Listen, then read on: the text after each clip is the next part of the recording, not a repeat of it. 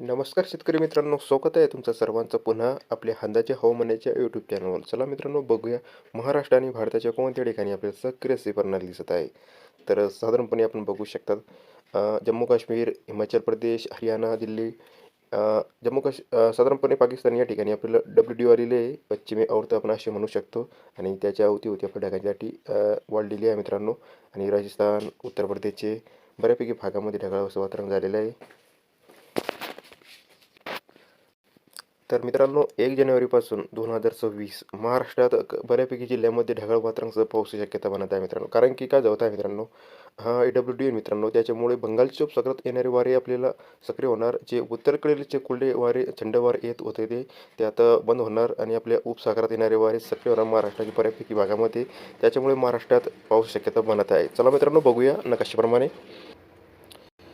तर मित्रांनो, हा पाऊस सुरुवातीला पालघर, नाशिक, जळगाव, धुळे, नंदुरबार या जिल्ह्यामध्ये ढगाळ वातावरणासह हलक्याशा पावसाची शक्यता असणार मित्रांनो. आणि 2 जानेवारी, 3 जानेवारीनंतर पावसाचा जोर वाढणार. आणि या जिल्ह्यामध्ये आपण महाराष्ट्र म्हणू शकतो, या ठिकाणी आपल्याला गारपिटीचं सुद्धा शक्यता बनत आहे मित्रांनो. आणि महाराष्ट्राच्या इतर भागामध्ये ढगाळ असं वातावरण आहे मित्रांनो. आणि थंडीचा तडाखा कमी होणार आणि तापमानात वाढ होणार.